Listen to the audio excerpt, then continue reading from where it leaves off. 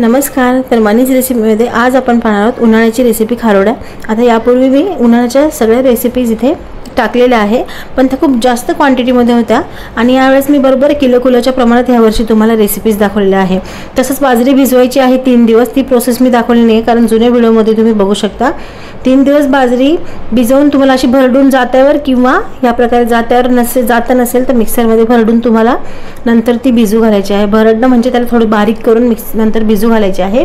3 दिवस भिजल्यानंतर त्याला आता आंबूसपणा असा आंबट वास सुटतो आणि 3 दिवस झाल्यानंतर रोज सकाळी तुम्हाला 3 दिवस त्याचं पाणी बदलून घ्यायचं, वरचं पाणी काढून टाकायचं आहे आणि नंतर चौथ्या दिवशी आता आपल्याला कुरड्या बनवायला घ्यायच्या आहे.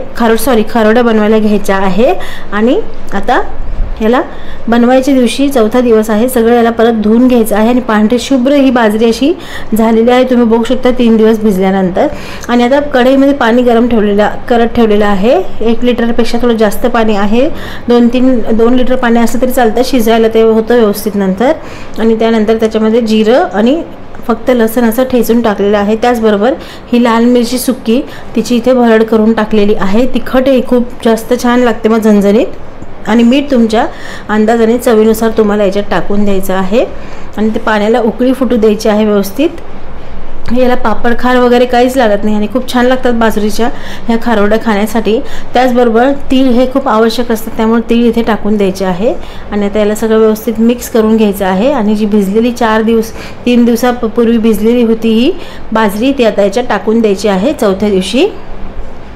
आणि आता त्याला एवढं आहे की बाजरी शिजायला थोडा वेळ लागतो, त्यामुळं याला एकदाच टाकायचं नाही, असं थोडं थोडं करत त्याला तुम्ही टाकायचं आहे. आणि मग नंतर सगळं टाकून झाल्यावर तुम्हाला ही बाजरी जी आहे ती व्यवस्थित जवळपास तुम्हाला शिजू द्यायची आहे. दाणा असा फुललेला दिसतो, पूर्ण मोठा झालेला, तेव्हा तुम्ही समजायचं की तुमचं हे व्यवस्थित शिजलेलं आहे. तर आणि मधून याला तुम्हाला मग नंतर हलवत राहायचं आहे. लगेच आटायला चालू झालेलं आहे, तुम्ही बघू शकता घट्ट होत चाललेलं आहे.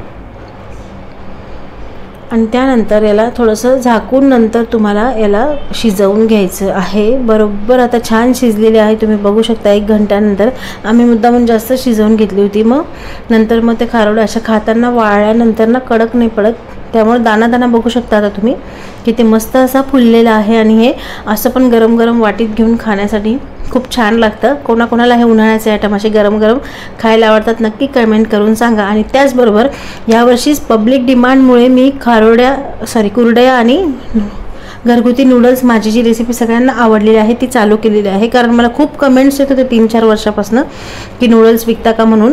त्यामुळे ह्यावर्षी पहिलंच वर्ष आहे म्हणून लिमिटेड स्टॉक पण आहे आता. आणि कुरडई आणि घरगुती तुम्हाला व्हेज हक्का नूडल्स जे तुम्ही बाहेरचे खाता त्यापेक्षा लाखपट छान असे पौष्टिक गोष्टींनी बनलेले नूडल्स तुम्हाला आता विकत मिळणार आहे थेट मनीज रेसिपीच्या किचनमधून. दिलेल्या नंबरवर तुम्ही व्हॉट्सॲप किंवा कॉल करू शकता, DM करू शकता ऑर्डरसाठी. आणि आता हे पीठ शिजलेलं आहे सगळं आपल्या खारोड्यांचं.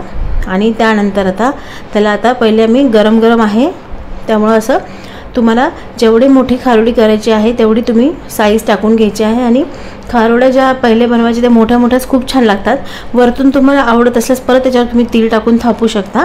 आम्ही शिजतानाच तीळ टाकत असतो. आणि त्यानंतर आता असं टाकून घेतल्यानंतर ते थापता पण येत नव्हतं. थोडं थंड व्यवस्थित कोमट झाल्यानंतर मग त्याला व्यवस्थित असं थापता आलेलं होतं खारोड्यांना. आणि आमच्याकडे खारोड्या ह्या प्लेन ठेवत नाही, त्याला मधोमध एक छिद्र पाडतात, त्यामुळे खूप छान दिसतात आणि ते खाण्यासाठी पण खूप छान लागतात. आणि याला तुम्ही नंतर मागच्या जे जुन्या माझ्या प्रिव्हियस व्हिडिओज आहेत 4-5 वर्षांपूर्वीचे, त्यामध्ये मी तुम्हाला त्यामध्ये तळून दाखवलेले आहे, भाजून दाखवलेले आहे, कशा प्रकारे तुम्ही तेल टाकून कच्चं तेल टाकून सुद्धा खाऊ शकता कच्ची खारोडी. सगळे प्रकार मी त्यात दाखवलेले आहे. शेंगदाण्यासोबत तुम्ही खाऊ शकता, एकदम छान लागतात कच्ची खारोडी आणि शेंगदाणे. हे सगळं पौष्टिक जेवण आहे. आणि मनीज रेसिपीचं चॅनल ह्याच रेसिपीसाठी फेमस आहे. तर तुम्ही सगळ्या रेसिपीज बघा, करा. आणि जर तुम्हाला करणं होत नसेल तर सोप्या पद्धती पण दाखवल्या आहे. आणि त्यापेक्षा सोपी पद्धत म्हणजे आता मीच ते सेलिंग इथे उन्हाळ्याच्या रेसिपीजचं चालू केलेलं आहे. म्हणून सांगते लवकर तुम्हाला नूडल्स आणि कुरडई यापैकी गव्हाची चिकाची प्युअर कुरडई आहे, यापैकी काही पाहिजे असेल तर तेव्हा फोन नंबर दिला तर त्या फोनवर तुम्ही व्हॉट्सॲप करू शकता. आता याला 3-4 दिवस उन्हामध्ये व्यवस्थित सुकवून घ्यायचं आहे. सगळ्या कुरड्या इथे आता बनवून झालेल्या आहे. उरलेलं शेवटचं जे खरडण असतं त्याचं पण नंतर काढून जेवढ्या पडतील तेवढ्या छोट्या टाकलेल्या आहे, तुम्ही बघू शकता. आणि दुसऱ्या दिवशी आता याला इथे काढून घेणार आहे. काढण्यासाठी आता लवकर निघत नाही म्हणून थोडंसं पाण्याचा असा हात त्याच्या कपड्यावर उलट्या करून मारायचा आहे, म्हणजे मग सहज ते आता कुरड्या इथे निघून येतात. तुम्हाला दाखवते पूर्ण व्हिडिओमध्ये. आणि काही समजलं नसेल तर तुम्ही कमेंट करून विचारू शकता, मी तुम्हाला सांगेल नक्कीच. आणि त्यानंतर तर पाणी टाकून तुम्हाला दाखवते. एकदम अलगद अशी ती खारोडी निघून येते आणि खाण्याला खूप छान लागते ही बाजरीची खारोडी. तुम्ही नक्की करा.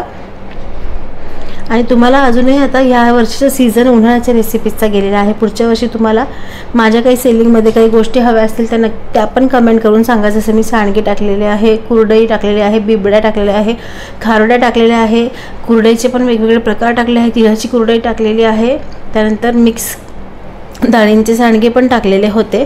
तर तुम्हाला त्यापैकी काय ॲड करायचं असेल ते कमेंट करून सांगा. तर आता खारोड्या बघू शकता सगळ्या तयार आहे. सोबत बाकीचे पण आयटम बनवलेले होते, ते बनवणं चालू होते. आणि हे रेसिपीज मी टाकलेल्या आहे. यातलं काही रेसिपी आणि मनीज रेसिपीला अजूनपर्यंत सबस्क्राईब केलं नसेल तर लवकर सबस्क्राईब करून ठेवा आणि बेलच्या आयकॉनला तुम्ही प्रेस करून ठेवा, म्हणजे तुमच्या रेसिपीज मी ज्या पोस्ट करते त्या मिस होणार नाही. तर भेटूया पुढच्या छान वगैरे रेसिपीसोबत. तोपर्यंत बाय.